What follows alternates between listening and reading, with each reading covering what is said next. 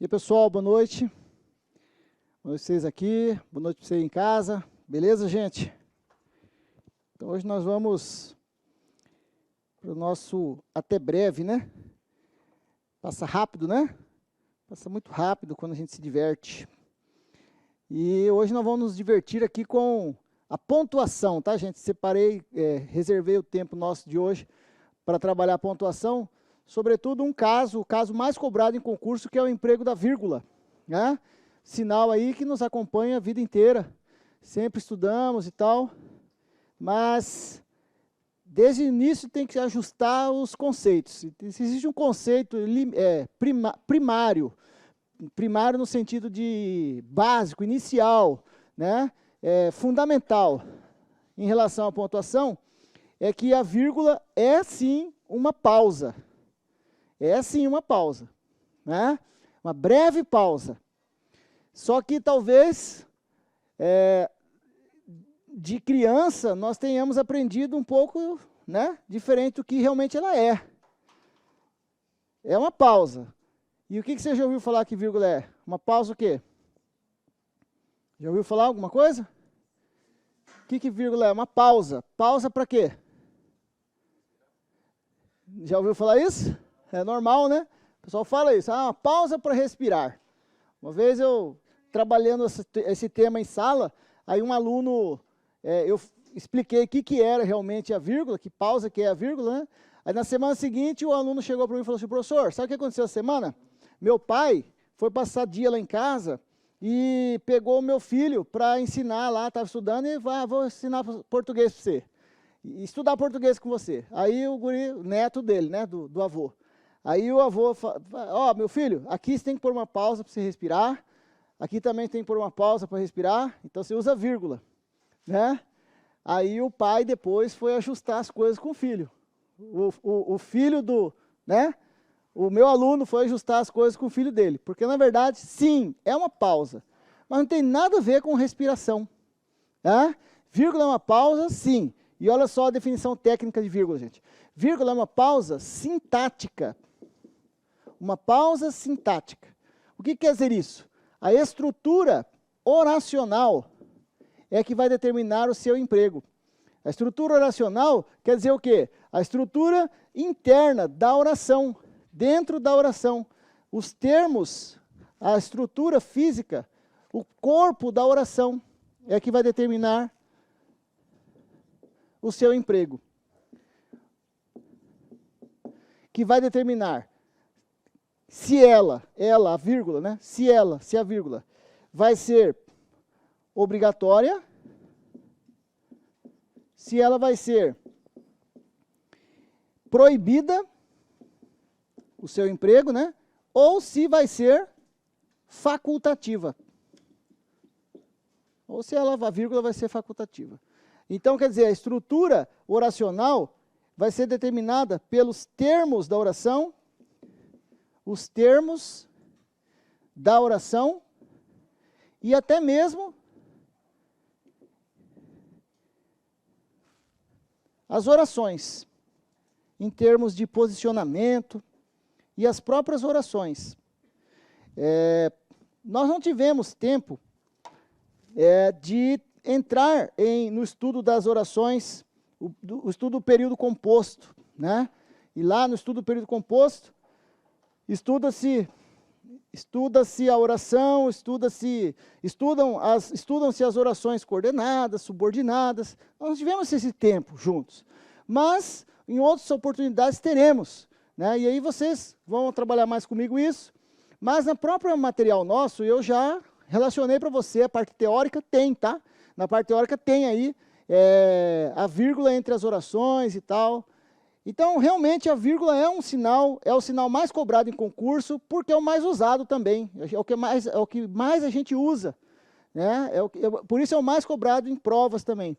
Então, dentro desse nosso conjunto hoje, esse nosso bate-bola final aqui, nós vamos recapitular algumas funções sintáticas, vão aparecer algumas outras funções novas para vocês, tá? E vamos somar essas novas às que a gente já vem vendo. Vocês vão poder desenvolver melhor isso depois em casa, né, no material complementar. O material complementar também já está aí para vocês, certo, gente? E nada impede também que você, nesse ínterim, nesse tempo, nesse intervalo em que nós não estivermos mais juntos, mas provavelmente numa próxima oportunidade, em breve estaremos, então você também já não vai deixar o português de lado, né? Já começa a estudar, vem lá de trás, pega os... Tá ligado? Aumenta um pouquinho para mim, para o retorno, por favor. A gente vai poder...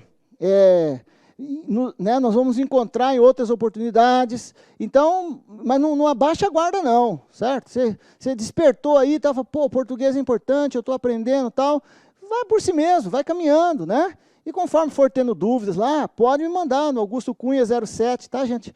Dúvidas que vocês tiverem lá no Instagram, pode me mandar, certo? E a gente vai, numa próxima oportunidade, estar junto de novo, tá? Vocês aí de casa também. Então, vou fazer o seguinte, ó. Vamos pensar um pouquinho nessa bichinha hoje, a vírgula, né? E aí aqui nessa minha imagem, está falando assim, ó. Quando estou mal disposta e estou muitas vezes, quer dizer, mal posicionada, mudo o sentido às frases, complico tudo. É verdade, né? Muitas vezes uma vírgula em posição fora do normal, fora daquilo que você queria, você muda o que você está dizendo. Você quer ver um exemplo disso? Olha só. Então é o seguinte, vou te dar um exemplo do poder da vírgula. Olha só. Rapazes e moças, observe essa frase aqui, ó.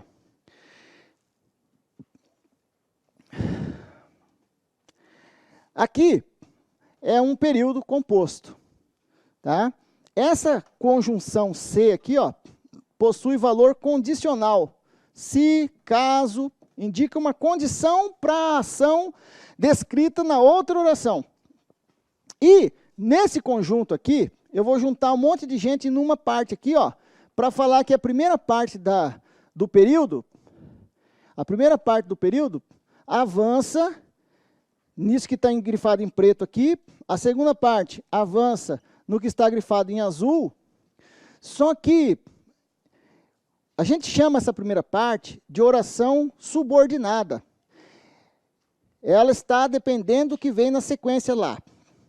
E quando uma oração subordinada como essa, chamada adverbial condicional, indica condição para o que vem escrito na outra, essa primeira será a tal da oração subordinada, adverbial, condicional.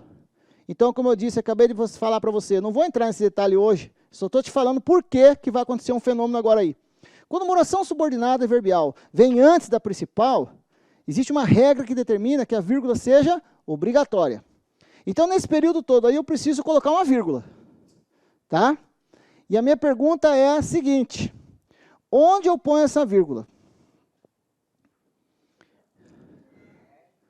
Olha lá, vírgula obrigatória para isolar uma oração adverbial anteposta à oração principal. A oração principal é a que vem a sequência em azul, mas eu ainda não concluí a oração principal, tá? Eu ainda não concluí, não fechei ainda. Vai depender de você. Você que vai me ajudar a fechar essa oração aí, tá? Meninos, onde vocês gostariam de pôr essa vírgula? Geralmente as mulheres são mais rápidas aqui para determinar a vírgula. Depois de mulher. Tá. Concordam, meninas? Então, vamos colocar aqui a frase, ó. Se você for mulher, certamente colocou a vírgula depois de mulher. Então, ficaria assim, ó. Se você for homem, ia querer colocar depois de tem. Dá uma olhadinha como é que ficam as frases. Ó a primeira. Então, vocês mulheres, pensando comigo aqui, ó. Se o homem soubesse o valor que tem, olha, meninas, a mulher andaria de 4 à sua procura. Entenderam, rapazes? A vírgula depois de tem, ó.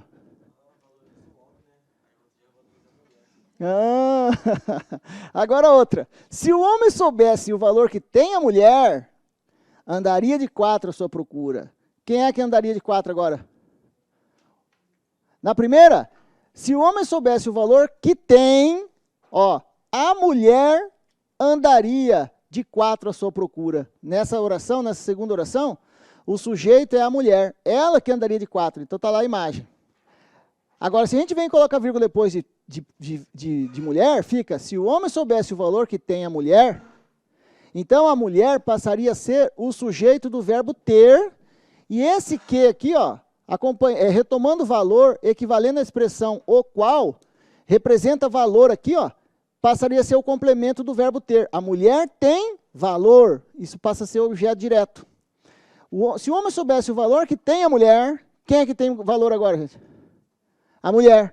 Aí ele andaria, o homem andaria, o sujeito seria desnencial. Aqui na frente, ó, o homem andaria de 4 à sua procura.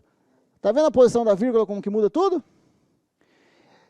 O fato é que tendo uma oração adverbial introduzida por esse C aqui, ó, e isso fica já como uma provocação para vocês também, estudar orações subordinadas e tal. Como eu acabei de falar, não tivemos tempo de avançar tanto, mas com certeza, vários assuntos aqui ficaram de fora desse nosso trabalho, porque é óbvio, né, gente? Eu estou vendo, escolhi assuntos com vocês para nós trabalharmos em 6 aulas, né, o que se estuda um ano inteiro. Então, veja como é muito... Essa minha escolha, ela foi determinada pela incidência dos assuntos que caem em concursos, por assuntos que provocam você a estudar mais português continuamente, né, e que fazem você avançar no seu jogo, no seu trabalho, na sua preparação. Então, tem que ser uma escolha muito pontual mesmo, em cima de assuntos complexos, sem firulas, né? Sem enrolação, mas ao mesmo tempo com profundidade. E nós fizemos isso, certo? E lógico, nada está esgotado. Então fica para você estudar orações também por conta. O fato é que, quando eu tenho uma oração desse tipo, que indica condição e tal, a vírgula, para isolá-la da outra oração, é obrigatória. Só que dependendo da posição que você puser. Então o poder da vírgula está aqui, né, indicado. Como que uma vírgula pode mudar todo o sentido, certo? E nesse nosso jogo aqui, ó, vamos revisar isso. Pessoal que está chegando agora, ó, a vírgula é sim uma pausa, só que é uma pausa sintática. O que quer dizer isso? A estrutura do texto, a oração em si, o corpo da oração, é que vai determinar, nele que vai determinar se ela será obrigatória, se ela será proibida ou se ela será facultativa. Os 3 casos da vírgula. Vírgula proibida, vírgula obrigatória, vírgula facultativa. É a estrutura sintática, é o conhecer os termos da oração. Por exemplo, sujeitos, objetos, adjuntos. E aqui hoje nós vamos ver já agora, para começar, 2 funções novas, que não tínhamos visto ainda, mas já vou trazer agora para você. Então já aproveito a aula para falar delas também. 2 funções muito cobradas em concursos, funções sintáticas, são termos da oração, né? Então você, no seu material de trabalho, no seu estudo, sua gramática, seu material de estudo, nos sites que você escolheu para estudar, digita no Google termos da oração, você vai ver quais são todos eles, né? Aqui nós trabalhamos alguns, e hoje eu vou falar de mais alguns também. Então eu vou começar com você para trabalhar isso aqui, gente, na obrigatoriedade, na proibição, ou no caso de a vírgula ser facultativa. Eu vou trabalhar com vocês alguns casos bem pontuais que eu escolhi, e com base neles a gente vai resolvendo as questões aí, beleza? Então olha só, quer ver? Vou mostrar para você, inicialmente, 2 casos de vírgula obrigatória. 2 casos. Um primeiro caso é para isolar um termo sintático chamado aposto. Aposto. Outro caso, também obrigatório, é para isolar um outro termo sintático chamado vocativo. São 2 termos muito parecidos na estrutura do texto, porque eles vêm isolados. Só que cada um diz uma coisa, cada um trabalha de um jeito, tá? O termo chamado aposto, ele vai ser, dentro da oração, um termo que explica, amplia o sentido de um nome, basicamente de um substantivo ou alguém que represente um substantivo. Então, o aposto é um termo que trabalha para o nome, no caso, explicando o substantivo dentro do contexto. Já o tal do vocativo é outro termo, é um termo que faz isso, ó. Termo que interpela. Ou seja, chama alguém, entre aspas, nos atos, olha o termo técnico para ele, olha a definição técnica, nos atos de fala. Vamos pensar juntos. Alguém é um termo que interpela, que chama alguém. Esse alguém não precisa necessariamente ser uma pessoa, mas é alguém com quem alguém vai estar conversando. Eu vou te falar por que às vezes não é pessoa. Nos atos de fala, isso aqui é uma definição técnica. O que é um ato de fala, gente? Pense comigo, o que seria um ato de fala? Um ato de falar. É a própria ação de falar com outra pessoa.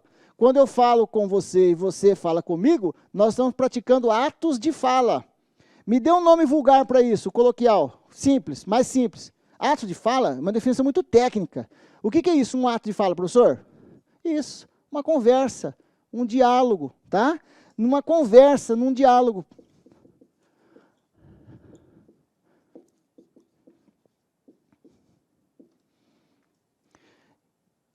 E como eu sempre gosto de provocar vocês, né? Aí, lógico, você vai ter exemplos na sua parte teórica aí, tá? No material de apoio seu, a parte teórica que vocês receberam, aula 6, está lá. Você vai ter exemplos disso. Mas eu gosto, você sabe, de jogar você no fogo aqui comigo. Então, quer ver? Ó, vamos para a nossa lista de exercícios. Vou começar aqui hoje com a nossa questão número 4, da nossa lista de exercícios da nossa aula 6. Tá? Se você imprimiu, pega aí comigo. Se você não imprimiu, acompanha aqui no slide, depois você pega em casa, imprima, né? E faça anotações, pelo menos agora. Olha só, gente. Lá no texto, você teria tido acesso ao texto, tudo. Tinha essa frase aqui, ó. Pessoal de casa, me acompanha aí, gente. Imprimiu aí em casa, gente? Então tá, então vamos, ó. A frase dizia assim, ó. Mensageira da ideia, a palavra é a mais bela expressão da alma humana. Então aqui uma frase um tanto poética, né? Poética, sentido figurado, nem tanto, porque ela pode ser a mensageira mesmo, a palavra, mas está em sentido figurado, como se ela fosse um ente, um ser que levasse mensagens, né? A palavra mensageira da ideia. Entende que mensageira da ideia, ele está falando ali, é da palavra? Mensageira da ideia, a palavra é a mais bela expressão da alma humana.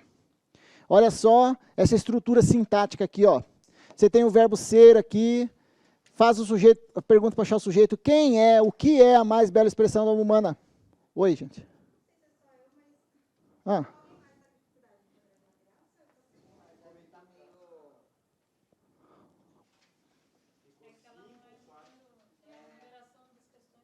Está errada?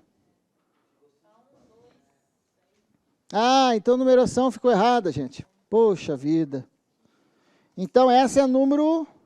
Não, essa é a número 4. Ah, ficou mal, né? É, ficou errada a numeração. Oh, desculpa. É só para ver se você sabe contar direito. Não, ela está como número 4 mesmo. Vira a sua página aí. Vira a página.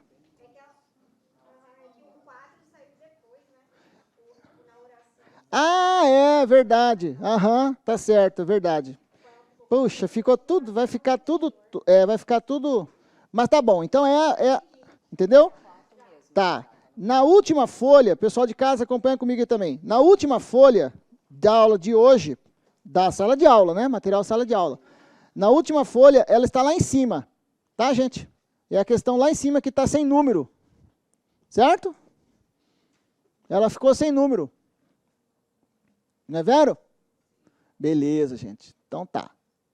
Então agora está sem número. Beleza. Veja a frase. Na oração, mensageira da ideia. Concentre comigo, gente. Mensageira da ideia, a palavra é a mais bela expressão da alma humana. Esse termo aqui, ó, mensageira da ideia, parece que ele é um termo solto. Parece que ele não tem sentido aqui. Mas não está solto não. Ele está aí trabalhando para alguém. Quem é a tal mensageira da ideia? É a própria palavra. Então eu vou fazer uma seta dele aqui, ó, apontando para a palavra, que na oração, a palavra vai acabar sendo o próprio sujeito do verbo ser. Quem é a mais bela expressão humana? A palavra. Só que em termos morfológicos, classe gramatical, palavra é um substantivo. E esse termo mensageira da ideia está aí para ampliar, explicar melhor quem é a palavra. É mais comum que a posição dele numa oração seja colocada depois do termo que ele explica, bem aqui, ó. É mais comum.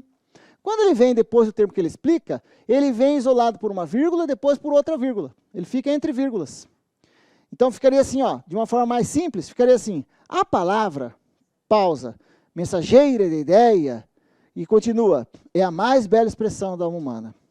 A gente usa muito esse tipo de situação, esse tipo de função sintática, a gente usa muito de uma forma assim mesmo, nesse posicionamento, colocando depois do termo que ele explica. Por exemplo, eu digo assim, ó, Cuiabá,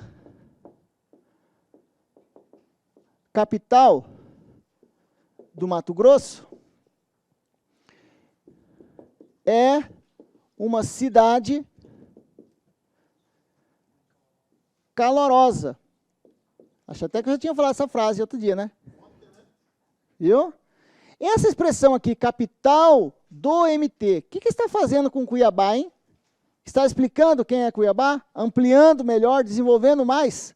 É como se nós pegássemos uma pessoa, um cara, um ser em si, e trouxéssemos mais detalhes sobre ele. Então, esse termo serve para explicar um nome. Como é que chama essa função? Aposto. Isso é um aposto. Tá?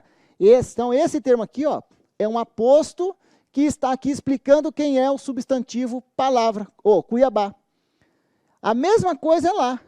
Quando eu falo mensageira da ideia, a palavra é a mais bela expressão da humana, esse termo mensageira da ideia explica, amplia melhor quem é o substantivo palavra. A sua função é essa, ó, aposto. E tem uma regra de emprego de vírgula que diz assim: o aposto, esse tipo de aposto especificamente, o mais comum de todos, o aposto é um termo que vem isolado. Ele precisa desse destaque, desse isolamento. Por isso, empregou-se a vírgula bem aqui, ó. Agora, você vai ver que muitas vezes o aposto acaba se parecendo com vocativo, em termos de posicionamento.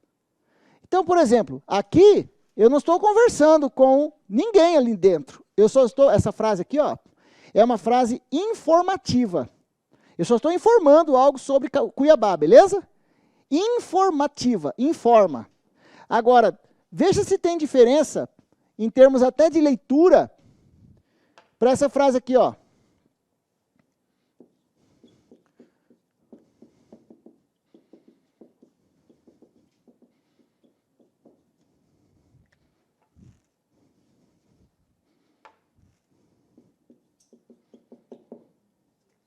Tem diferença na leitura?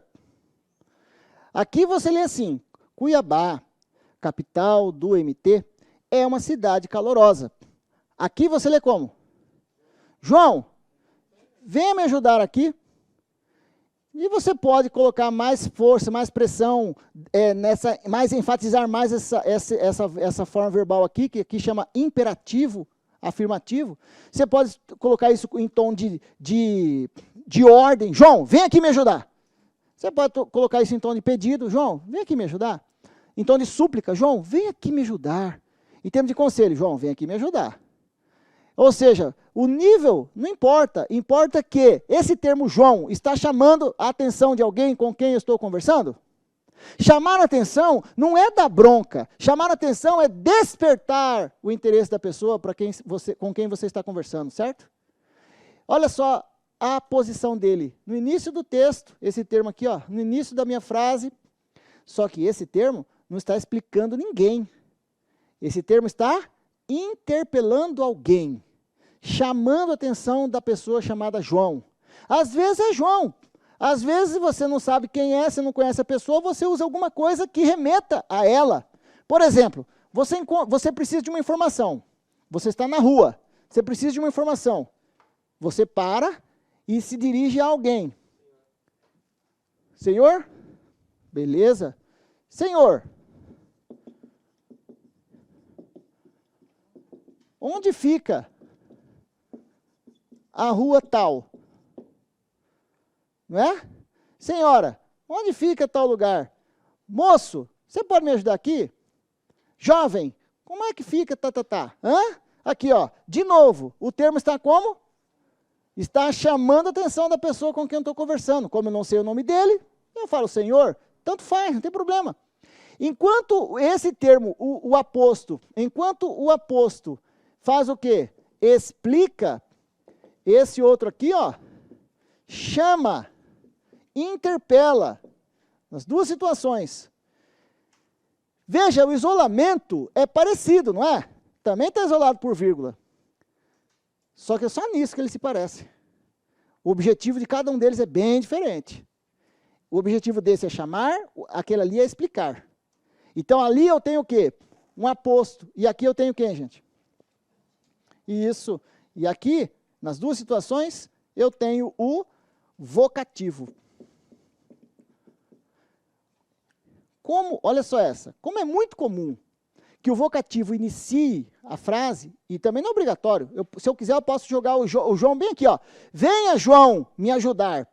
Se eu jogasse João bem aqui, depois do verbo, o que ia acontecer com João? Ia estar como? Entre vírgulas. Venha, João, me ajudar. Ou seja, o isolamento do aposto do vocativo é o mesmo. Mas tem que ser um vírgula antes do nome e depois do nome? Não. Se eu pegasse João e colocasse depois do verbo, começando a oração com o verbo, ficaria, venha, João, me ajudar. O João ficaria entre vírgulas. A mesma coisa aqui. Onde, Senhor, fica tal lugar? Quer dizer, o mesmo isolamento que eu faria para o meu aposto entre vírgulas, ó, eu também faria para o vocativo se viesse deslocado. Então, veja, olha essa. O mais comum, de novo eu falo para vocês, ninguém tem posição cativa no texto. Sabe o que é posição cativa? Isso, é uma posição única, exclusiva. Ah, não, eu sou sujeito, eu tenho que vir antes. No primeiro exercício que eu fiz com vocês, de tipos de sujeito, né? O primeiro exercício que eu fiz com vocês de sujeito, já jogava isso por terra. Você lembra qual foi o exercício?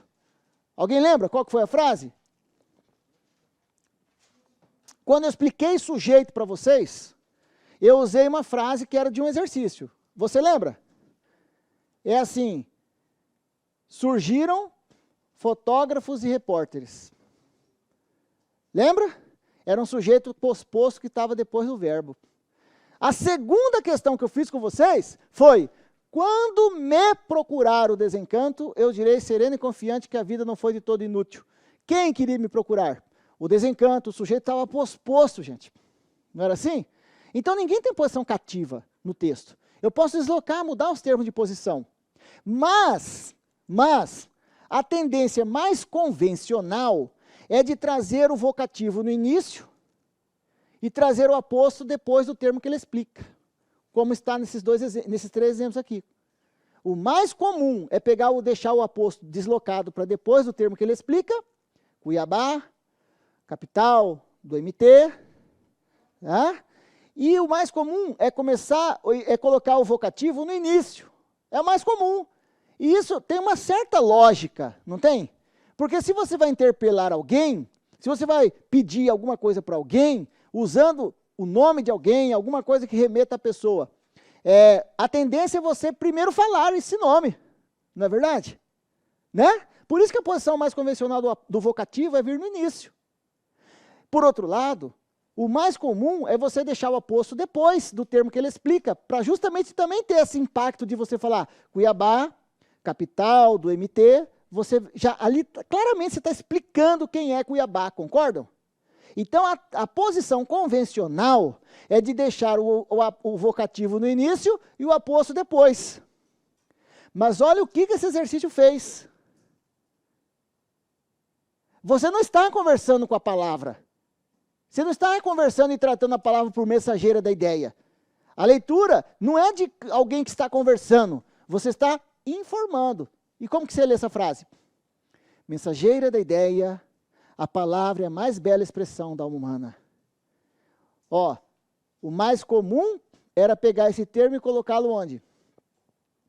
Depois do substantivo palavra, como eu já apontei a seta aqui, ó. A palavra, vírgula, mensageira da ideia, vírgula. O mais comum era estar aqui. Mas ele veio no início. Isso faz com que mude a sua função? Ele continua ali para explicar algo sobre a palavra? Sim. Então ele continua sendo o quê? Esse termo ali, gente. Continua sendo aposto. Ele não muda a sua função. Ele continua sendo aposto. Mas olha a estratégia da banca para ver se você sabe. Fala assim, a vírgula, na oração, parará, justifica-se a vírgula por, olha a letra A. Separar vocativo. É intencional a banca fazer isso? Se o normal do vocativo é vir no início, ela vai te dar a letra A lá, vocativo. Mas a resposta estava escondida onde? Lá embaixo, na última opção. Para separar um aposto. Porque o que é o aposto mesmo? O aposto é um termo que explica um substantivo. Outra coisa importante é que o aposto explica, e o aposto, esse tipo de o aposto aqui, ó, nós vamos chamar de, ele é um termo, nós vamos chamá-lo de termo acessório. Termo acessório não é um termo fundamental na frase. Você pode tirá-lo. Você pode tirar da frase. Eu posso muito bem ler assim, ó, a palavra é a mais bela expressão da alma humana. Olha lá, eu não preciso do aposto, tá vendo? Aqui, por exemplo, se eu não quisesse usar o aposto aqui, como que eu falo essa frase? Essa aqui de cima, sem aposto. Cuiabá é uma cidade calorosa. Mas como qualquer acessório, o aposto vem e dá um enfeite, dá um adorno, traz uma informação a mais. Porque os acessórios são assim, não são? Os acessórios são assim. Por exemplo, qual que é o seu grau? Você é miopia? Miopia? É? Então, você senta aqui perto, né? Mas o seu óculos está ajustado. Se você está lá no fundo, você vai ver do mesmo jeito. Beleza. Para você, os óculos deixaram de ser um acessório. Passou a ser, dependendo da situação, se você estiver sentado aqui, vira um acessório. Sim ou não? Porque você está pertinho, miopia é longe, você está pertinho. Tá. Mas, e para dirigir? Pô, já precisa, né? Então vamos tomar que os seus óculos não são acessórios. Tá? São necessários para você. Agora, e essa sua gargantilha aí? Essa sua correntinha? É necessário? É necessário? É nada. Esse seu relógio aí, é necessário? Essa sua aliança aí, é necessária? Não. Se eu chegar em casa sem aliança, eu só vou ficar sem a vida. Tudo bem, mas quer dizer, é fundamental para a nossa existência aquilo ali? Não, é um acessório. Mas, como qualquer acessório, passa uma mensagem. A sua ali com a crucifixo passa uma mensagem. Né? A cor da sua unha passa uma mensagem. Né? Agora, as mulheres realmente precisam da maquiagem para sair de casa? Professor, você quer caçar briga. Professor, você quer caçar briga. Quer dizer, veja que muitas vezes aquilo que é chamado acessório acaba se tornando muito importante. Não é verdade? Na língua também, na estrutura sintática também. Porque muitas vezes o aposto ganha uma importância tão grande que muitas vezes ele ganha mais destaque até que o termo que ele explica. E sabe como isso se torna mais evidente? Quando ele vem nessa posição. No início, antes do termo que ele explica. Porque ele causa uma expectativa do que virá, e é justamente a expectativa está apontada onde? Naquela vírgula. Porque você não lê a frase assim, mensageira da ideia, para lá. Você, mensageira da ideia. Você fica, o que é? O que tem? E aí vem o resto. Né? Eu costumo fazer uma metáfora uma metáfora dessa posição desse aposto aqui. É parecido, por exemplo, como quando você vai a um parque de diversões, ao shopping, algum lugar, em que vende aqueles balões inflados a gás hélio. O hélio é mais leve que o oxigênio, certo? Então, qual que é a tendência do balão? Subir. Então, você tem que ficar segurando. Mas você foi com seu filho, com sua filha, pequenininho, 3 anos de idade, tal, e você esqueceu, ingenuamente você esqueceu, que não podia soltar, dar o balão na mão dele e pronto. Você tinha que fazer um lacinho, colocar no dedo para ele segurar, certo? Para ficar firme. Mas você esqueceu, soltou, deu o balão na mão dele. E ele foi andando com o balão, e você segurando a mão. De repente, ele soltou sem querer o balão. E soltou o balão, ó. Olha só essa. Ele soltou o balão aqui, ó. Puf, soltou o balão. Aí e o balão está subindo. E papai, mamãe, o que foi, meu filho? O balão, mamãe, o balão. Quando você olha, o balão está lá no alto. Foi embora. Essa é a imagem que eu faço, a metáfora que eu uso para esse aposto aqui. É como se você soltasse o aposto na frase. Mensageiro da ideia, solta. A palavra é a mais bela expressão da alma humana. Quando você termina a frase, quem está lá no alto? É o aposto. Mensageira da ideia, mensageira da ideia, mensageira da ideia. E o que o aposto é? Como que ele chama? Termo o quê? Acessório. Mas ele ganha uma importância vital nessa posição que ele tem aí. Não é verdade? Mas, é normal ele vir no início? Não, é normal ele vir depois do termo que ele explica. Quem é normal vir no início? É o vocativo. Por isso a banca te dá essa frase, vai lá no texto, pinça a frase do texto, escolhe a dedo, olha como que tudo é pensado. E coloca na letra A uma grande armadilha. Não é vocativo, é aposto. Aí você fala, caramba, mas esses caras aqui eles inventaram a roda, né? Eles descobriram uma forma. Negativo. As bancas se copiam. Não é que se copiam. Você cria padrões, aquilo que dá certo, a tendência é as pessoas... eu não queria usar o termo copiar, porque dá a impressão de que o cara não fez nada, né? Não é também plagiar, mas você cria padrões, né? Você cria padrões. E é muito comum. Então, as bancas, gente, os concursos, as provas de concurso, elas são visualizadas, estudadas por milhões de pessoas no Brasil, sim ou não? Milhões de concurseiros, sim ou não? São milhões de concurseiros, nós somos mais de 200 milhões, com certeza tem uns bons milhões que são concurseiros. Então, as provas ficam rodando no Brasil inteiro, né? E aí as bancas ficam conhecidas, bancas conhecidas. E aí uma banca conhecida ali faz o exercício, outra banca acaba, sabe, meio que todo mundo se baseando naquele, vira tipo um padrão. Então, olha só, esse exercício aqui foi de uma prova de sei lá de onde. Agora, dá uma olhadinha nesse próximo aqui. Volta para a sua questão número 1. Vamos ver se é número 1 mesmo. Vê se está certa a minha numeração aí, gente. Número 1. Não, anota a sua dúvida aí, depois você me pergunta no intervalo. Beleza? Mas anota aí. Vai, questão número 1, gente. Acharam? É essa mesma? Tá. Na oração, pássaro e lesma, o homem oscila entre o desejo de voar e o desejo de se arrastar. Então, essa aí já é uma frase mais poética, mais ainda do que a outra, parece no mesmo nível da outra, né? Só que ainda ele vem aqui com mais metáfora ainda. E essa frase aqui é de um poeta brasileiro, já falecido, chamado Gustavo Corsão. Está aqui uma imagem, uma foto que eu trouxe do Gustavo Corsão, olha ele. Foi um poeta, foi jornalista, poeta, ele era pernambucano. Daí, o Gustavo Corsão, muito inteligentemente, cunhou essa frase e fala assim, pássaro e lesma, o homem oscila entre o desejo de voar e de se arrastar. Posso dizer que esse termo aqui, ó, pássaro e lesma, está servindo para ampliar, explicar melhor o sentido de uma palavra no texto? Que palavra? Que palavra que ele explica? Que palavra que ele amplia melhor? Desejo. Pássaro e lesma, o homem oscila entre desejo. pássaro e lesma. Quem que é pássaro e lesma ao mesmo tempo aqui? Isso, ele está aqui para explicar algo sobre a palavra homem. O homem. Ele está chamando o homem, e aqui o homem é o ser humano. Tá, gente? Ser humano. Ele está nos chamando de quê? Ele está nos alcunhando, nos apelidando de quê? Pássaro e lesma.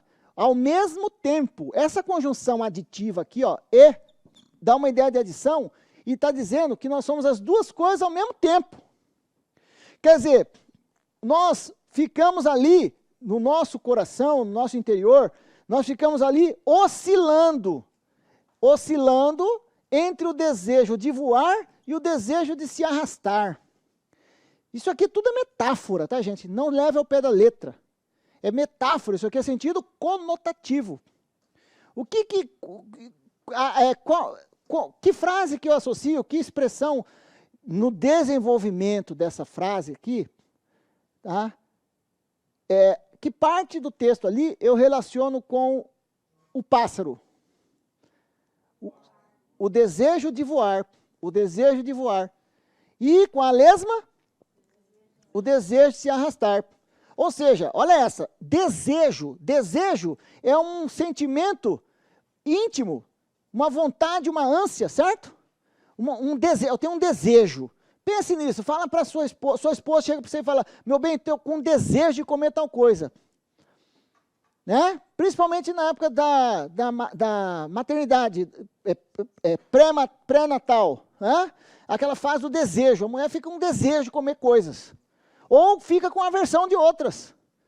Não suporta sushi agora, mas ela ama sushi a vida inteira, mas naquele momento não quer. São os hormônios, todo aquele rearranjo. Vai ser mãe para você ver. Vai carregar um ser na sua vida, gestar uma célula que vai desenvolvendo e vira um corpo estranho, entre aspas, que vira uma própria extensão do seu corpo. A maternidade, não a maternidade, mas a gestação é uma dádiva divina, cara. Ser mãe é padecer no paraíso, é literal mesmo isso, não é? As mães são assim mesmo. A gente, homem, faz o filho e às vezes esquece e abandona e vai embora. Mas dificilmente uma mãe abandona, né? O filho está morrendo na cadeia ali, o assaltante, bandido, assassino, a mãe está lá chorando, né?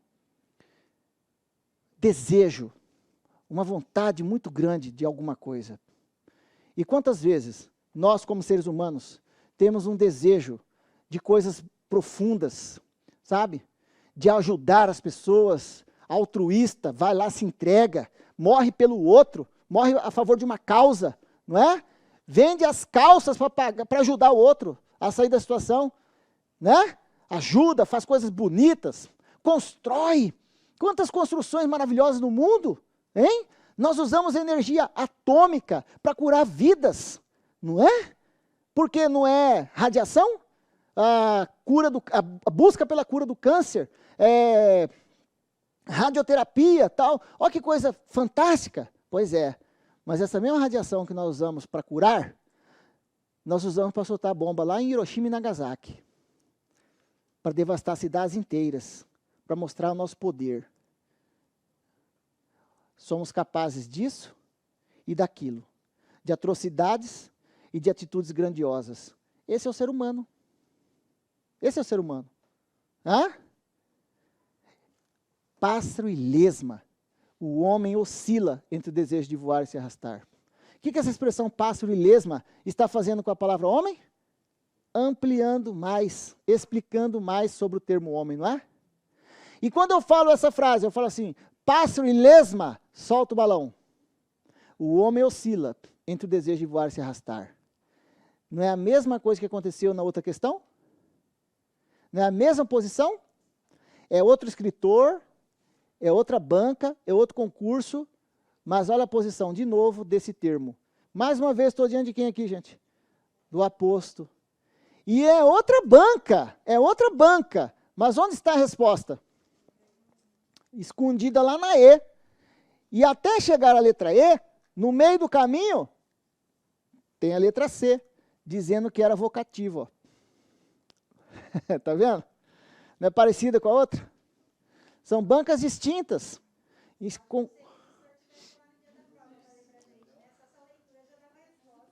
Não é? É. Porque o apóstolo faz isso. O apóstolo é um termo explicativo, entende, gente? O apóstolo é um termo explicativo. Beleza? Agora, qual o detalhe? É que o apóstolo precisa de quê, gente? Precisa desse isolamento que a vírgula está dando para ele. E você entende que esse isolamento, essa pausa que a gente faz, não tem nada a ver com a respiração. É uma pausa que você faz, você dá uma entonação, pássaro e lesma, o homem oscila. Você dá essa entonação para deixar o apóstolo em destaque. Entendeu? Legal? Agora, beleza então? Letra E? Agora, dá uma olhadinha na questão, veja se é a questão número 2, por favor. Questão número 2. Veja se é essa mesma aqui, ó. Se está certo o número dela. Tá. Mais um trecho de uma obra literária. Essa aqui é uma narrativa, conta-se uma história, tá? É uma narrativa contada em versos. Em poema. É um poema que conta a história. A obra inteira é um poema. A obra inteira é escrita como um poema, tá? Várias estrofes e tal.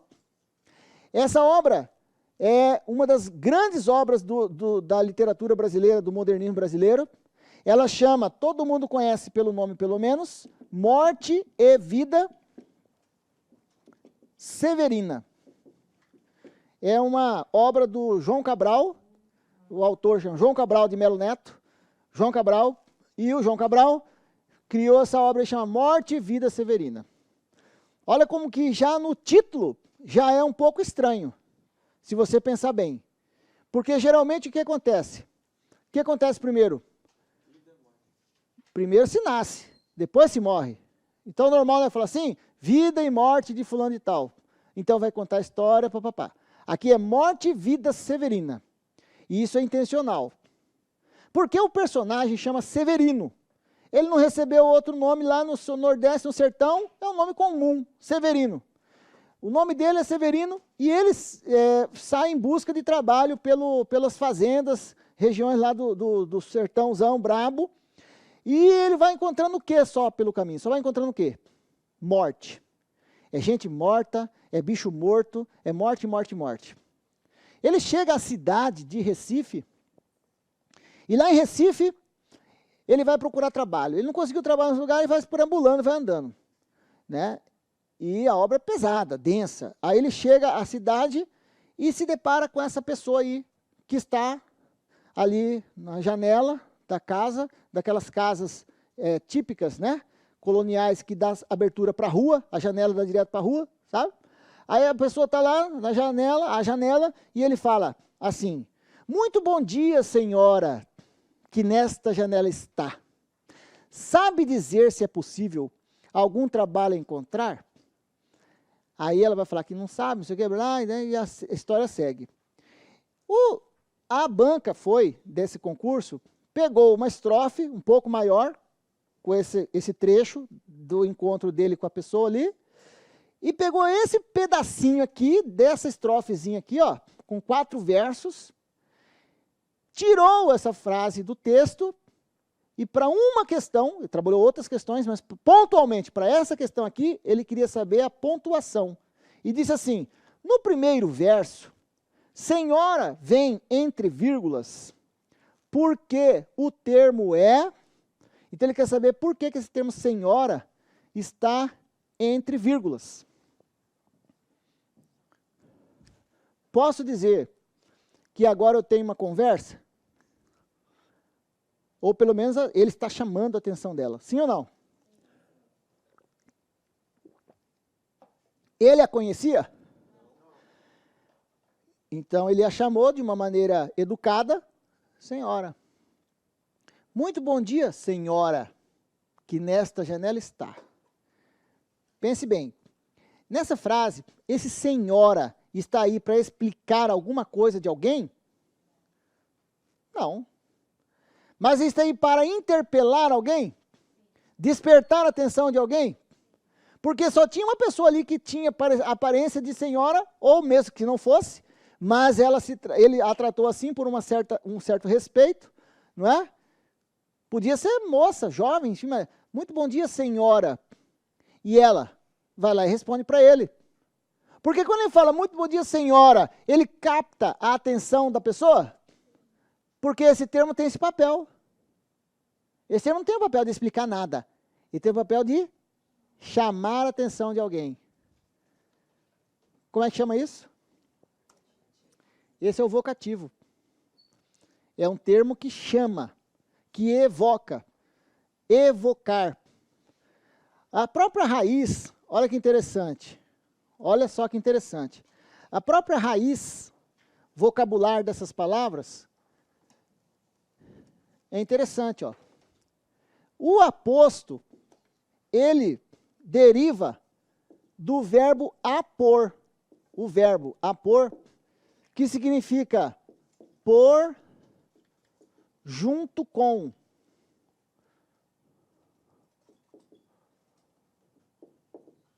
Acompanhar ou fazer acompanhar. Daí eu vou te dar uma dica aqui, uma dica de acentuação gráfica, que é o seguinte: o verbo pôr, ele tem um acento circunflexo, esse acento continua firme e forte, ele não caiu na reforma ortográfica. Esse acento continua firme e forte no verbo pôr, para se diferenciar da preposição por. Eu digo assim, por onde a gente vai? Eu vou por aqui. É só a preposição. Quando a gente fala, ela é tão fraquinha que ela soa escorada nas palavras em torno dela. Vamos por aqui, por aqui, por aqui. Ó, já estou por aqui com você, por aqui, por aqui, por aqui. É o por preposição. Não tem acento, ele é fraquinho. Chama monossílaba átona. Fraca. Mas o verbo não. O verbo tem um som forte. Então, uma coisa é eu dizer assim, vamos por aqui, vamos por aqui. Quer dizer o quê? Que eu estou sugerindo que a gente ande por um caminho, certo? Hein, gente? Agora, outra coisa, eu falo assim, onde que eu vou pôr isso aqui, hein? Vamos pôr aqui. Você entendeu que é outra coisa? Vamos pôr aqui. O que eu quero dizer com isso? Vamos colocar aqui. É o pôr sinônimo de colocar. Esse é o verbo. O verbo tem acento para diferenciar da preposição. Só que só ele tem acento, os derivados dele não. Então o verbo apor é um verbo derivado do verbo pôr. Ele não tem um acento, tá? E por enquanto, nossa língua é muito rica, por enquanto nós temos 28. Esse verbo possui 28 verbos derivados. O verbo pôr. Quer ver? Vamos achar só 10. Vamos contar nos dedos, só 10. Eu começo, tá? Eu começo. A pôr. Agora vocês me ajudem. Derivados do verbo pôr. Faltam 27. Não, pois. Verbo, quero verbo. Pôr é derivado de colocar. Pôr é derivado de colocar. Expor, ótimo. Outro. Sobrepor. Boa. Contrapor. Viu? Começou a sair. Vai, gente, só quero 10. Hã? Impor. Boa. Propor. Expor já foi. Isopor é... Gostei. Eu isopor, tu isopor, ele isopor. O aluno falou isopor aqui, ó. Massa, gostei. Não, isopor é um substantivo, é uma coisa. Hã? Depor, compor e compor de novo. E compor de novo. Recompor. E pôr-se contra. Contrapor. E por dentro. Interpor, entrepor. E por depois. Pospor. Pospor é depois. E por antes? Antepor. Tem um monte, está vendo? Nenhum deles tem um acento. Estou falando no verbo, na sua forma infinitiva, o próprio nome do verbo. Mas o verbo por tem, para se diferenciar da preposição. Agora voltando ao... Como? Nenhum desses tem, só o verbo por. Tá? Agora é o seguinte, o que é apor? É um verbo derivado de por. O que ele significa? Por junto com. É o papel do aposto. Vem junto com o termo que ele explica, tá? Para ampliar, para explicar melhor o termo que ele explica. Então, o substantivo aposto, que é o nome da função sintática, o substantivo aposto, vem do verbo apor. Então você está lendo o que ele faz. É um aposto, quer dizer o quê? Que foi posto junto. Esse é o aposto. Já o vocativo, vem de um outro verbo. Vem do verbo vocativo. Vem do verbo evocar. Evocar. Que quer dizer o quê? Chamar. Chamar, às vezes, pode ser literalmente, mas às vezes é uma sugestão, por exemplo, ó, isso evoca que aconteceu tal coisa, ou seja, sugere que aconteceu. Tá? São verbos que vêm do radical latino vocare. Vocare. O que é vocare? Falar. Daí invocar, convocar. Tá vendo? Vem tudo desse radical. E vocativo vem dele, vocare, de falar, ou seja, chamar. Então só poderá existir o vocativo nos atos de fala. O que é isso, gente? Quando você estiver conversando.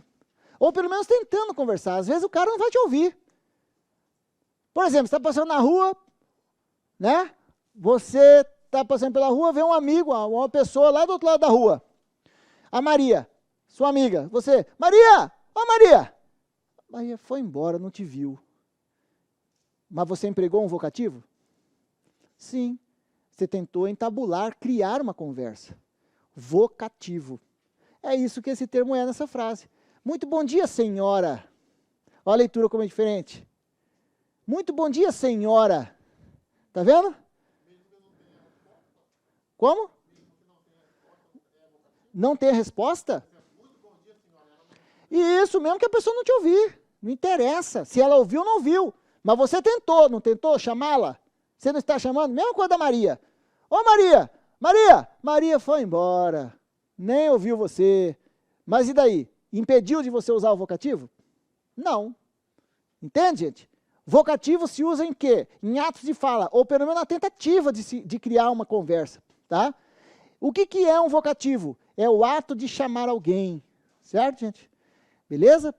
Agora, é outro concurso, é outra banca, mas olha a estratégia.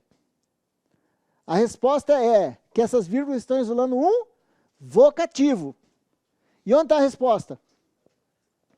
Está lá embaixo, na letra C, ó. Na C. E na letra A, você tinha quem? Olha lá, ó. Agora inverteu. Se você comparar as questões que eu acabei de fazer com você, primeiro apareceram vocativo. Primeiro apareceu vocativo e a resposta estava lá embaixo. Agora apareceu o primeiro aposto e a resposta também estava lá embaixo. Agora inverteu, você está vendo? Por que, gente, que se cobra tanto um contra o outro nesse confronto aqui? Por que se cobra tanto, quer se saber se um é aposto e vocativo e fica colocando os dois juntos ali para ver se você sabe? Por quê? Eles se parecem na estrutura? Só posição? O que mais? O nosso tema da aula de hoje. Eles são isolados por vírgula. Por isso eles se parecem tanto. Por isso eles se parecem tanto e por isso são tão cobrados juntos. Só que, no final, eles são bem diferentes. No papel de cada um. Tá? Bacana? Agora dá uma olhadinha no desafio que eu te trouxe. Esse você não tem aí. Presta atenção. Esse aqui é um desafio do CESP. Tá? CESP, lá de Brasília, da UNB. O novo, que agora chama Sebrasp. Ó, era um fragmento textual e você tinha que julgar esse item aqui. Ó. Esse aqui você não tem, tá, gente? Ó, em certo ou errado. Certo ou errado? Julgar esse item aqui. E ali o trecho só que interessava. Era um pesquisador, um neurocientista, falando sobre os avanços da neurociência, mapeamento cerebral e tarará. Já evoluiu mais, a ciência já evoluiu mais desse texto para cá. Mas nesse texto ele diz assim, quando nos perguntam o que é a consciência, ter consciência das coisas, o que é a consciência, não temos melhor resposta que a de Louis Armstrong, quando uma repórter perguntou-lhe o que era jazz. Então, se você não lembra, Louis Armstrong está aqui ele, grande jazzista americano, trompetista, virtuose do jazz, olha ele ali, ó. Olha ele ali, sempre sorridente, seu trombone, enfim. É o Louis Armstrong, da música Wonderful World, não tem? Wonderful World, aquela vozeirão dele. Sensacional, Louis Armstrong. Louis Armstrong, gente, ele foi um operário da música. Ou seja, ele aprendeu na marra, ele aprendeu sozinho ali nos bares de Nova Orleans, sabe? Na periferia lá, como se no samba, não tem os sambistas tal, que toca de ouvido, papapá. O cara não estudou, ele não é erudito, ele não é um estudioso do jazz. Ele tocava jazz. Então, isso aí fazia com que a sua música fosse muito visceral. Sabe o que é isso? Viesse assim da sua alma, né? Tocar com a alma. Ele toca a emoção, não tem nada a ver de raciocínio lógico, de lógica, de partituras, nada disso. E a moça chega para a repórter, chega para ele e fala, o que é jazz? E a resposta dele, moça, se você precisa perguntar, nunca saberá. Né? Quer dizer, jazz não é para se explicar, jazz é para sentir. Essa seria a opinião dele. E o pesquisador está dizendo que naquele momento eles estavam desse jeito também. Eles só sabiam que existia consciência, mas eles não sabiam explicar direito o que era. Quando nos perguntam o que é consciência, não tem a melhor resposta que a de Louis Armstrong. Ou seja, é parecida com a de Louis Armstrong. Gente, eu não sei explicar, eu só sei que a gente tem. Tá? Daí, o texto era maior. Tinha outras coisas que você tinha que analisar no texto. Mas, esse era um dos itens do texto. E você sabe que nesse tipo de prova, não é múltipla escolha. É item por item que você julga em certo ou errado.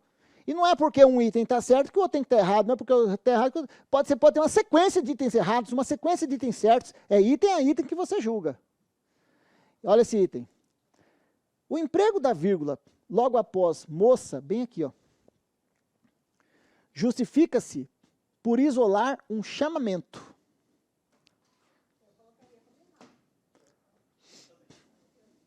Ok. Ah, é? Você acha que esse termo moça está explicando alguém?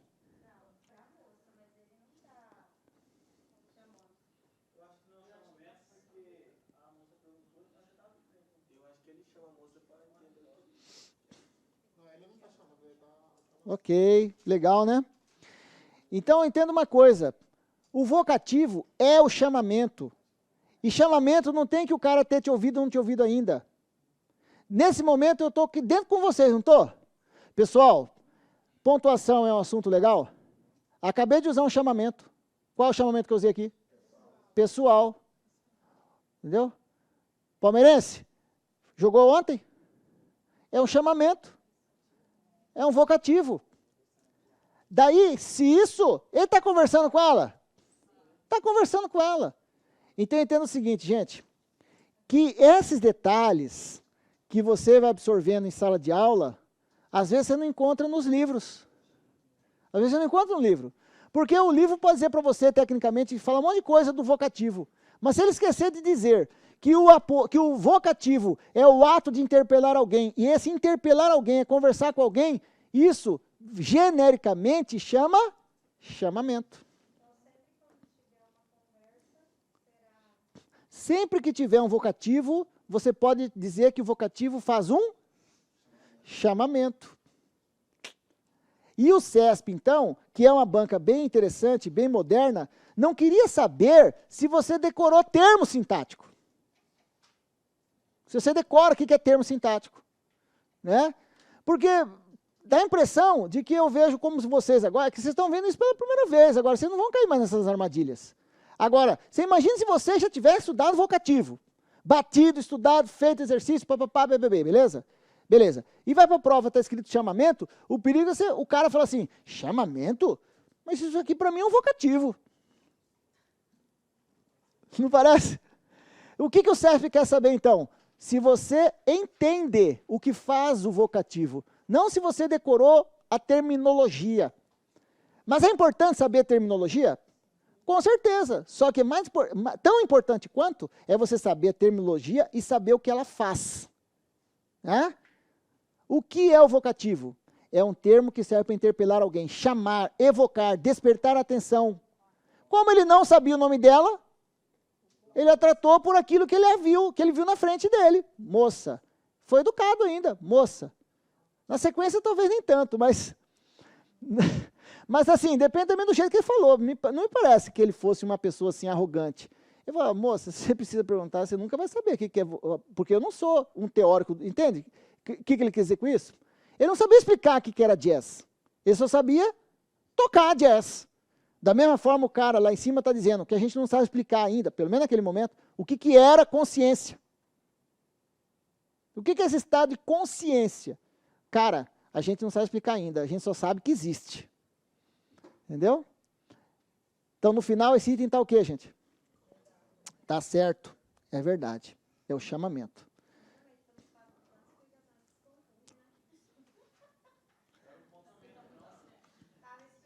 Oi, querida.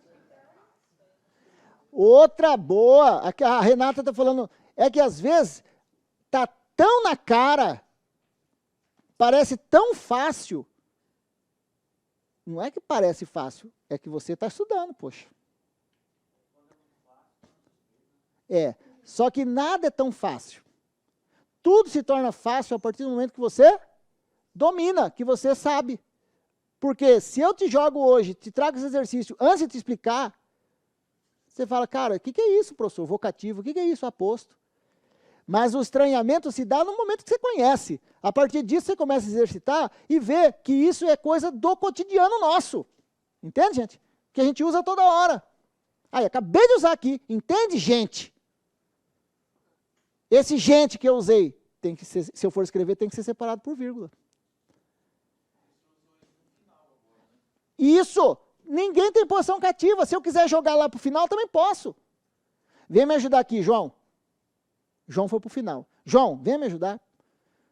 Venha, João, me ajudar.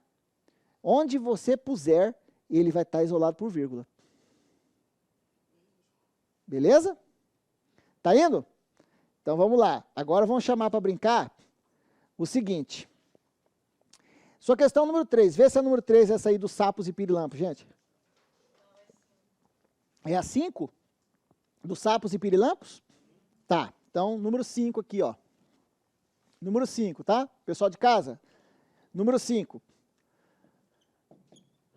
Ó, é o seguinte. Te dei dois exemplos, 2 casos de vírgulas obrigatórias. Tá bem? Vírgula obrigatória. 2 casos aqui para começar. Porque bem aqui no começo da aula eu falei assim, que a estrutura sintática determina se o emprego da vírgula será obrigatório, proibido ou facultativo. Comecei ilustrando a aula com 2 casos obrigatórios. Tá, você tem aí na sua teoria mais coisas para você estudar. Agora, eu vou te passar 2 casos proibidos.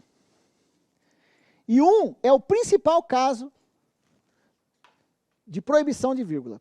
Então, vou colocar como... Eu pus como número 1 ali, e ficou A e B, foi isso? Foi, né? Então, vou colocar o número 2 aqui, ó.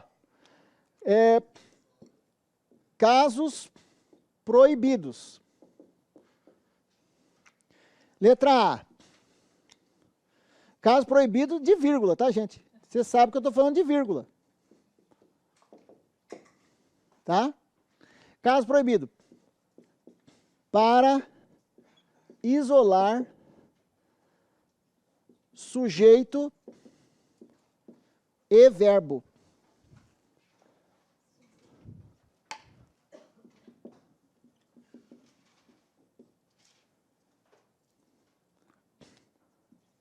Um outro caso, esse.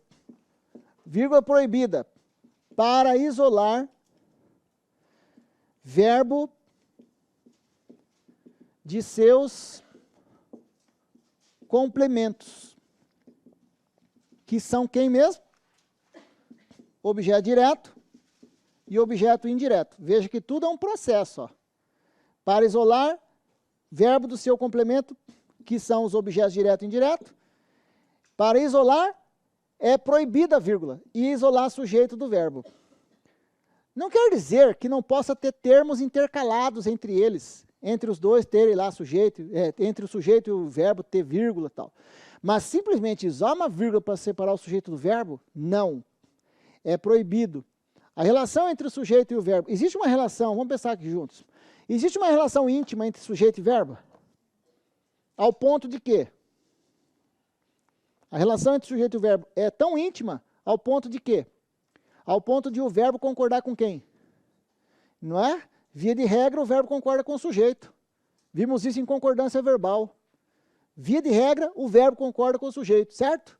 Certo. Então, esse isolamento, separar, usar simplesmente uma vírgula para separar o sujeito do verbo, não pode. Não se justifica uma vírgula separar o sujeito do verbo. A não ser que entre eles tenha termos intercalados. Você vai ver exemplos já já. Tá?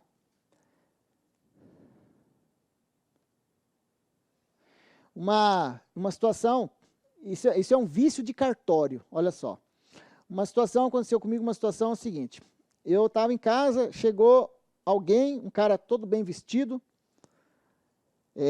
uma roupa terno assim, né, tal. Aí o cara falou assim, o senhor Augusto César da Cunha mora aqui? Pô, o cara falou meu nome completo assim, né? Sim, sou eu. Aí ele falou assim, eu tenho uma intimação aqui para o senhor. Quando ele falou isso, eu falei, putz, o que eu fiz, né, cara? Fiquei assim, né? Aí eu peguei a intimação da pessoa. Estava escrito assim, a excelentíssima juíza, fulana de tal, bararaberê, vírgula, intima-o a comparecer, tarará, tarará. Era uma intimação que eu ia ser testemunha num processo de pensão alimentícia. Eu ia ser testemunha da moça, da mulher. Era uma parente minha e eu tinha esquecido. Aí na hora que eu li, tá, beleza, tá bom, assinei. Só que eu perdi, eu me arrependo até hoje, eu perdi a piada.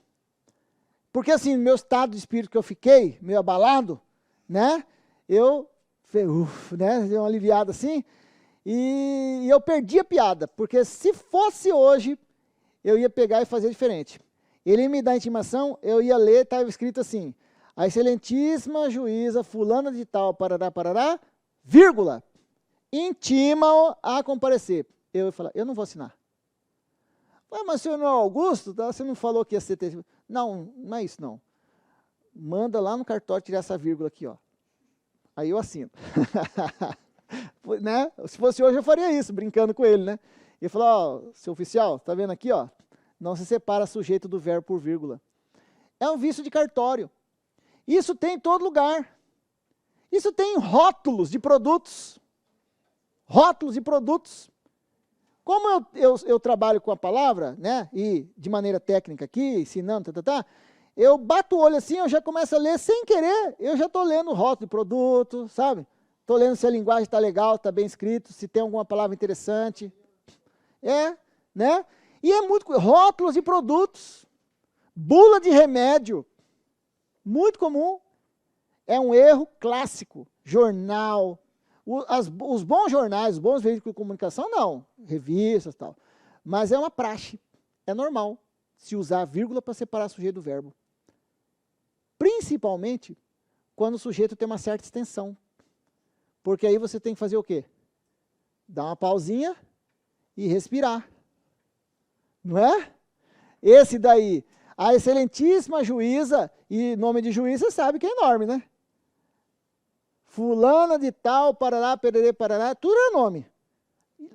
Vírgula, intima-o. Não tinha aquela vírgula, não se justificava. Quem é que me intima? A excelentíssima juíza, Esse é o sujeito. Simplesmente separar o sujeito do verbo? Não. Estava errado. Esse caso aqui, da proibição da vírgula separar sujeito do verbo, é o caso mais cobrado em concurso. Então, olha que interessante. O caso mais cobrado em concurso de vírgula não é um caso de emprego de vírgula. E sim de quê, gente? De proibição de vírgula. Por quê? Por que é tão cobrado? Porque todo mundo usa. Todo mundo talvez não, mas porque é muito comum. Porque as pessoas usam demais essa vírgula. Porque vem com aquela ideia de que vírgula tem que dar uma pausa para respirar, né? E se o sujeito é mais extenso, então, usa vírgula. Se não tiver nada que justifique, não pode separar o sujeito do verbo. Então, você quer ver? Dá uma olhadinha nessa questão número 5 aqui, ó. Sua questão número 5 aí, ó. Olha o que diz, gente. Indique a frase em que o uso da vírgula está incorreto. Né? Está incorreto o uso da vírgula. Letra A. Sapos e pirilampos esquisitos habitavam a floresta misteriosa. Tem uma vírgula bem aqui. Queremos saber se essa vírgula se justifica.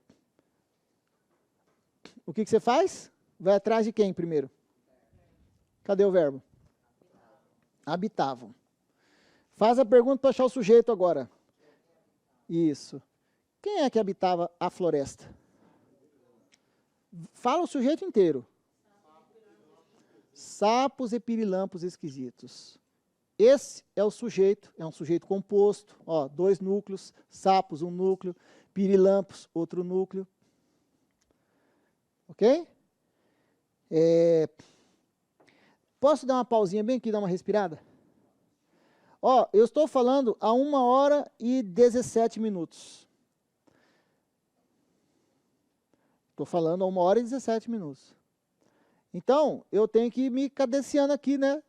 Não tem que ir cadenciando aqui para aguentar até o fim da aula? Eu vou me cadenciando, o ritmo aqui, ó. Então, eu vou ler essa frase e como eu já estou meio cansado, eu vou, né? Sapos e pirilampos esquisitos habitavam a floresta. Você viu que eu parei bem ali para respirar? Viu? Posso? Posso parar para respirar? Isso, aí que tá. Eu posso parar para respirar. Não tem nada a ver. Eu paro onde eu quiser. Quem está com falta de ar sou eu, não é você, né? Por isso você vai, não pode. Eu posso, sim. O que eu não posso é usar a vírgula para separar o sujeito do verbo. Porque essa vírgula separando o sujeito do verbo não se justifica. Ela não está dando ênfase para o sujeito e ela está matando a relação íntima que existe entre o sujeito e o verbo. É como se ela fosse sabe, uma vela. Entende o termo vela ou não? Não? Você já segurou vela? Para alguém? Você nunca segurou vela para ninguém? Você tem irmão mais velho? Irmã mais velha? Irmão nem tanto, mas irmã é pior, né?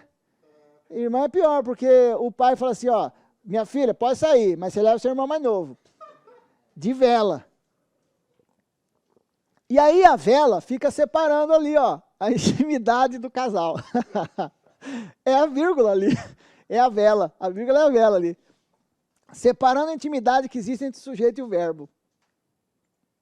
Posso parar para respirar bem ali? O que eu não posso é usar a vírgula, porque sozinha essa vírgula fez isso, ó, separou o sujeito do verbo. Vírgula proibida entre o sujeito e o verbo, meramente. E ele quer a incorreta, sim?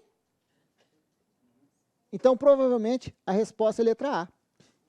Professor, Sim. nesse caso aí, a vírgula estaria após habitava do verbo? Boa pergunta. Agora vamos lá para a segunda parte. Sapos e pirilampos esquisitos habitavam. Habitavam o quê? A floresta misteriosa. Esse termo aqui, ó, vem para completar o sentido do verbo, que nessa oração é transitivo direto. Então, esse cara é o seu complemento verbal não regido de preposição. Como é que ele chama? Objeto direto. Da mesma forma que não se separa sujeito do verbo por vírgula, não se separa verbo do seu complemento. Então, nada se justifica usar vírgula aqui. Tá? Essa questão, outra coisa. A sua pergunta é pertinente. Esse sino não é meu, é lá de cima hoje, tá? Nós vamos sair mais tarde um pouquinho hoje, o sino... Vocês estão tomando todo o café, tá? Não deixaram pra lá. Será que é isso? É? Mas também, pelo amor de Deus, né? Vamos fazer 2 garrafinhas de café aí, pô. Não é porque a outra garrafa tem quebrado. Ah, tá. Então tá bom. Vai, volta para cá. Então é o seguinte. A sua pergunta é pertinente em relação ao assunto, mas não para fazer a questão. Porque para a questão, não interessa se vai ter não vai ter que ter vírgula. O problema aqui foi o emprego da vírgula. Então ele não está julgando se tinha que ter vírgula e não teve. Ele está julgando uma vírgula mal empregada. É isso que ele está julgando nessa questão. Ó, indica a frase em que o uso da vírgula está incorreto. Quer dizer, a vírgula está empregada. Você tem que olhar onde tem vírgula e dizer se a vírgula está certa. Tá? Não é pensar assim, mas aqui tinha que ter uma vírgula. Ele não quer saber onde que tinha que ter vírgula. Não, se não tem uma vírgula bem aqui, não tinha que ter. Nessa questão não tinha que ter. Essa questão, ele não quer saber onde que tinha que ter. Ele quer saber qual das vírgulas empregadas está errada. Isso. E obviamente que se ele quer saber qual está errada, você vai julgar as outras também para dizer se estão certas. Tá bem? Só que só onde tinha vírgula que eu tinha que julgar. Para esse tipo de questão. Para esse tipo de questão.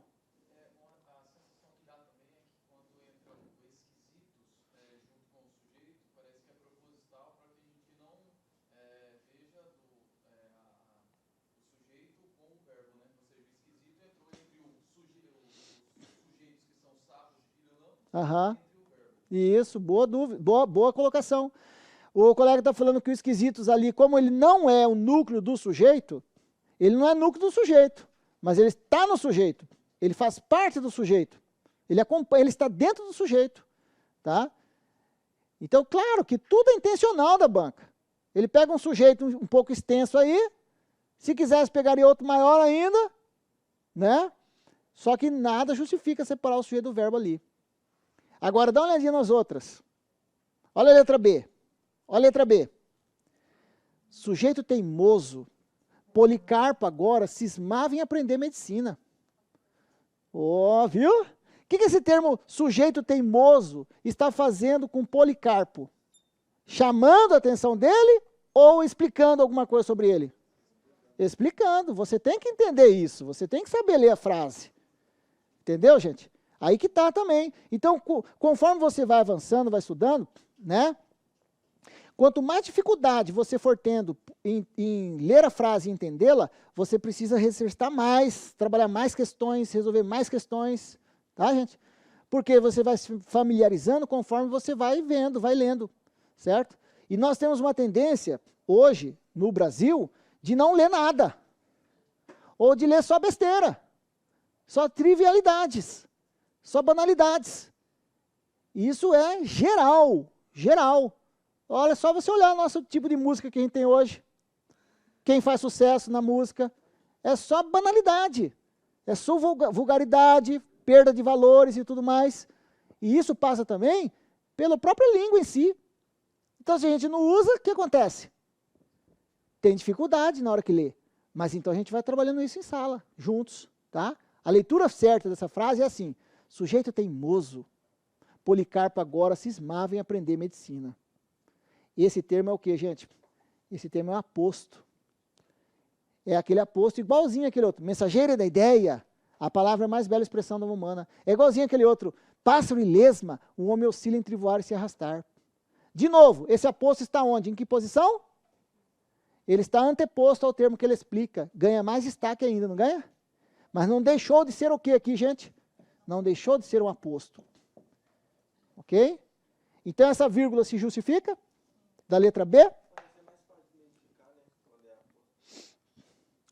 Não sei se tem mais fácil ou menos fácil. Tem mais fácil conforme você exerce a prerrogativa de estudar. Você vai estudando e vai ficando mais fácil. Tá? Então, não é nem fácil nem difícil, gente. É questão de técnica. Né? Questão de técnica. Tá bom? Fala. Tudo certo? Pergunta? Pergunta? Não? Tranquilo? Tá. Agora é o seguinte. Aí a banca vem e quer saber se realmente você estudou o aposto. Vem e te dá a letra C. Letra C. Doutor Gilberto, renomado cardiologista carioca, cuidou do meu tio. Olha lá, tem as vírgulas. Doutor Gilberto, renomado cardiologista carioca, cuidou do meu tio. O que essa expressão renomado cardiologista carioca está fazendo com o doutor Gilberto? Não está explicando? Agora é o aposto na sua posição mais convencional. Você viu que ele cobrou o aposto tanto no início quanto depois. Certo? Ele cobrou o aposto, gente, ele cobrou o aposto nas duas situações, não conversa não. Ele cobrou o aposto nas duas situações, tanto antes quanto depois. Você viu na questão? Viu, gente? Eles cobram isso. E se você não estiver esperto ali, ó. Agora é o seguinte, esse termo é o aposto, professor? É. E quem é o sujeito da oração? Quem que cuidou do meu tio? Doutor Gilberto. Ó, doutor Gilberto é o sujeito. E o termo aqui, seguinte, é o aposto. Então eu pergunto, eu posso ter vírgulas entre o sujeito e o verbo? Desde que se justifiquem. Desde que se justifiquem, tudo bem. Eu não posso meramente colocar uma vírgula para separar sujeito do verbo. Agora, se entre sujeito e o verbo existem termos intercalados ali, que se inseriram entre eles, os dois, entre sujeito e verbo. Se entre os dois tiver uma forma ali de você dar destaque, colocar, por exemplo, o aposto, beleza? Só que você está vendo que tem uma e tem outra? Está vendo? Tem uma e tem outra. Tem essa aqui, gente, ó. E tem essa. Não é? Essas vírgulas não têm nada a ver com quem? Com o sujeito. Elas não estão aí para separar o sujeito. Elas estão aí para isolar o aposto. Na letra B, por exemplo, você não tem a vírgula entre sujeito e o verbo. Na B. Você tem a vírgula lá antes para isolar o termo sujeito teimoso. Se nós pegássemos sujeito teimoso e colocássemos depois de Policarpo, na letra B, vai, gente, vamos comigo, gente. O que aconteceria? Se eu colocar, que também, desculpa, é que eu também forço a dose, né? 1h30 já de aula, você já está virando os olhos já. Só um pouquinho. Ó, eu nunca vou dar uma aula para vocês tocar direto, tá? Nunca vou fazer isso. Isso é antipedagógico. Será que vocês já estão com os olhos, eu estou falando que vocês já estão assim, ó. Você tem que ter essa pausa para dar uma respirada, levantar, tomar uma água e ir ao banheiro, nem que não faça nada. Mas se desvincular de mim aqui um pouco. Aí depois você volta, recarrega a bateria e aguenta mais um pouco. É assim, né? Imagine, fazer a carga. Eu vou fazer carga de supino, 10 cargas de supino. Espera aí, cara. Troca, vai para outro, vai para o braço. Sai do pé, vai para o braço. Não é assim? Não fica alternando? Então, ó, já vamos fazer intervalo daqui a pouco, faltam poucos minutos, mas se concentrem comigo. Se na letra B, sujeito teimoso viesse depois de Policarpo, como é que ele estaria? Policarpo, vírgula, sujeito teimoso, vírgula. O aposto estaria entre vírgulas. Agora o contrário. Se na letra C, renomado cardiologista carioca viesse no início, como ficaria? Renomado cardiologista carioca, vírgula, doutor Gilberto cuidou do meu tio. Não teria vírgula entre sujeito doutor Gilberto e cuidou. Ela está aí, esta aqui, ó, iniciou e essa aqui fechou. Elas estão aqui para isolar quem, gente? O aposto. Então, não é que eles estão separando o sujeito do verbo, elas estão aí para isolar o aposto. Tá? Agora, um detalhe. Quando o aposto vem depois do termo que ele explica, isolado ali pelas vírgulas, então, é muito comum que as bancas, para darem uma realçada no aposto, troquem as vírgulas por um outro sinal, ou por dois sinais a mais. Negativo. Ponto e vírgula não se usa aí. Você vai ver comigo ponto e vírgula na volta do intervalo. É o seguinte, o mesmo isolamento que eu dou no início, eu dou depois. Então, se eu comecei com vírgula, fecho com vírgula. Outro isolamento menos convencional no texto moderno é trocar a vírgula pelo parêntese. Abriu, fechou, entre parênteses. Agora, o isolamento mais moderno, top de linha, o mais moderno na atualidade, é isolar pelo travessão. Doutor Gilberto, travessão. Renomado cientista carioca, travessão. Deixá-lo entre travessões. Tá? E aí, vai naquela história, né? Mexe lá na raiz da sua criança interior. Que quando você era criancinha, você nunca fez nenhuma dissertação na escola. Você nunca quando você era criança, você nunca escreveu sobre os problemas sociais brasileiros. Não é? Qual que era o texto que você fazia? Textos narrativos. Você contava historinha. Como foram suas férias? Né? Invente um conto fantástico com personagem, e você criava. O super-homem viajou, voou e tal. Você inventava histórias. E nas histórias era comum a professora sua falar assim, Joãozinho, aqui, quando os personagens forem conversar, você faz assim, ó, 2 pontos, linha de baixo, parágrafo, travessão. Era o travessão que a gente usava para quê? Para o discurso direto, que chama a própria conversa, fala dos personagens, chama discurso direto. Aí a gente cresce e fica achando que travessão é só para isso. Não, travessão é hoje o que tem mais moderno para isolar aposto. Só que se você começar com ele, termina com ele. Tá? Se começou pela vírgula, termina com a vírgula. Se começou com parênteses, abriu, fechou. Beleza, gente? Legal, né? Esse é o nosso? É? 8h30, tá mais cedo hoje. Beleza? Tá, vamos fazer o seguinte? Vamos fazer a pausinha, eu volto para encerrar essa letra D aqui, ó. E aí já tem novidade também, tá?